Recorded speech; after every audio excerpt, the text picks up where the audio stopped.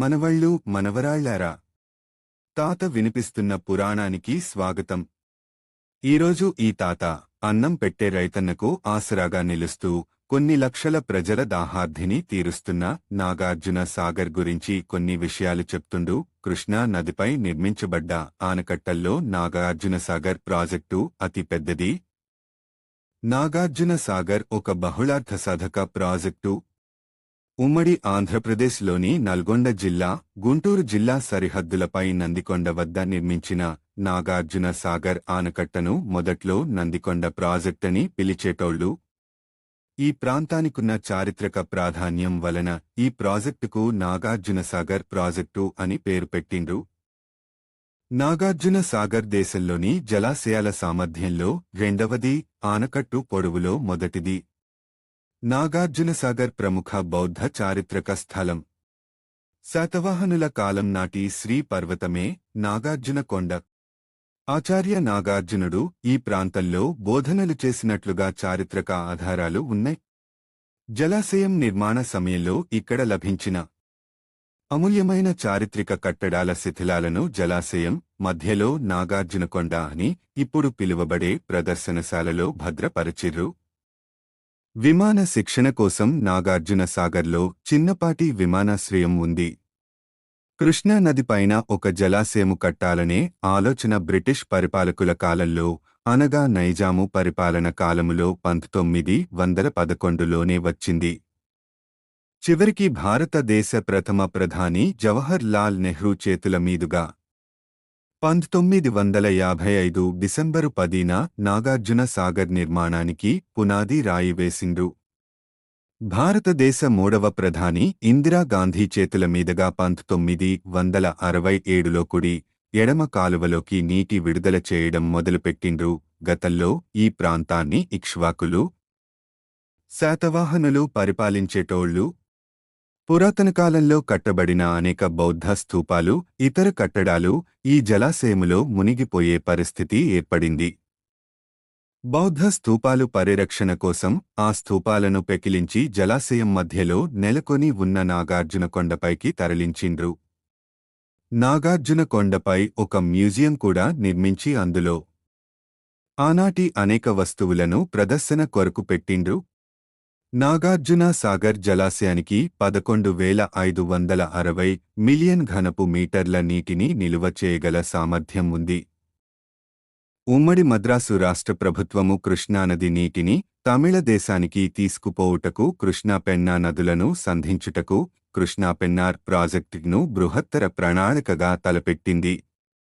మద్రాసు వారి ప్రణాళిక తెలిసిన ముక్త్యాల రాజా అనబడు వాసిరెడ్డి రామగోపాలకృష్ణ మహేశ్వర ప్రసాద్ ఆంధ్ర ప్రాంతములోని 9 జిల్లాలలో ప్రతి ఊరు తిరిగి నాగార్జునసాగర్ నిర్మాణానికి సంతకాలు సేకరించి కేంద్ర ప్రభుత్వానికి పంపిండు.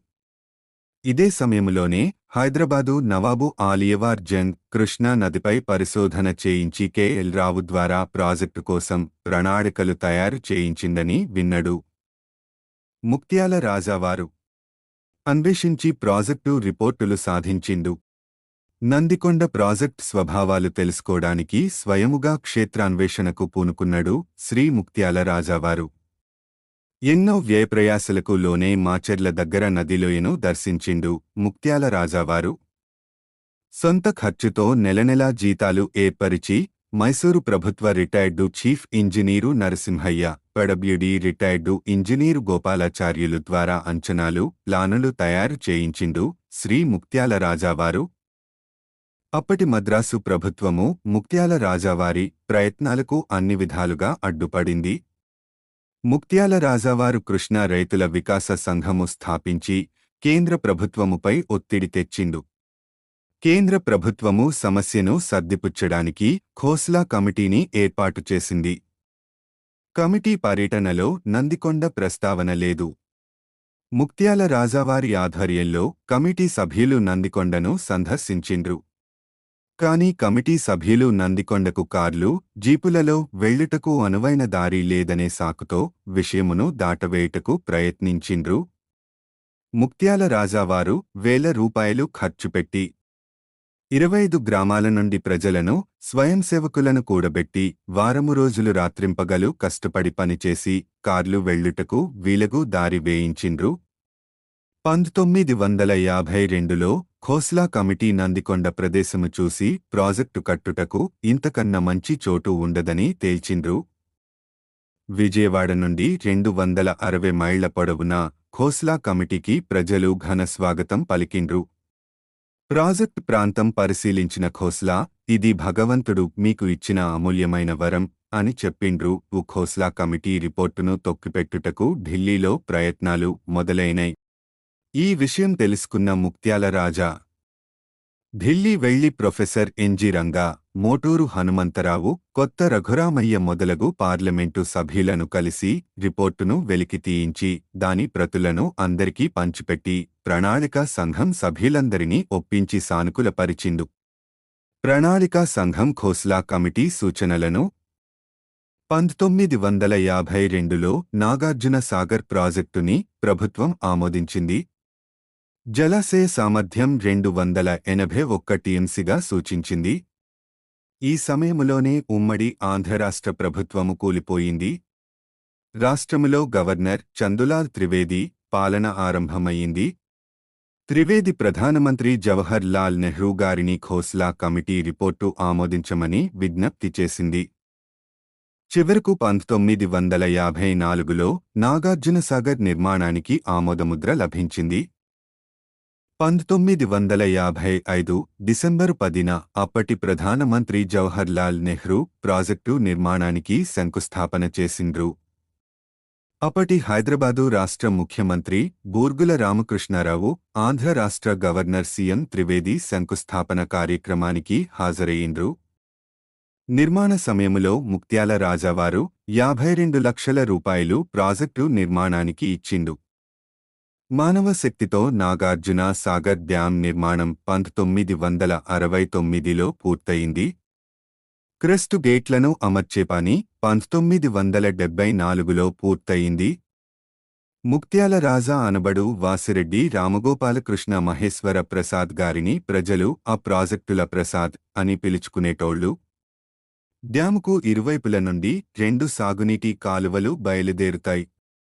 నాగార్జున సాగర్ మొత్తం క్రెస్టుగేట్ల సంఖ్య 26, కుడి కాలువ పొడవు 203 కిలోమీటర్లు, ఎడమ కాలువ పొడవు 179 కిలోమీటర్లు. కుడి కాలువని జవహర్ కాలువగాను, ఎడమ కాలువను లాల్ బహదూర్ కాలువగాను పేరు పెట్టిండ్రు. అయితే వ్యవహారంలో వీటిని కుడి కాలువ, ఎడమ కాలువగానే పిలుస్తారు. కుడి కాలువ ద్వారా గుంటూరు, ప్రకాశం జిల్లాలకు, ఎడమ కాలువ ద్వారా నల్గొండ, సూర్యాపేట, కృష్ణా, ఖమ్మం జిల్లాలకు సాగునీరు సరఫరా అవుతున్నాయి. చూసిండ్రా మనవళ్ళు, మనవరాళ్లారా! ఎంతో వ్యయ ప్రయాసాల ద్వారా నాగార్జున సాగర్ ప్రాజెక్టు నిర్మాణం ఏర్పడింది. కొన్ని వేల రైతులకు ఆయువు పట్టుగా నిలవడంతో పాటు లక్షలాది ప్రజల దాహము తీరుస్తూ ప్రజలందరికీ అవసరమయ్యే విద్యుత్ సరఫరాను కూడా అందిస్తుంది నాగార్జున సాగర్. మరి మనవళ్ళు, మనవరాళ్లారా! ఇవాల్టికి ఇది మస్తు. వచ్చే వారం మరో విషయం గురించి చెప్పుకుందాం. ఉంటాను మనవళ్ళు, మనవరాళ్లారా!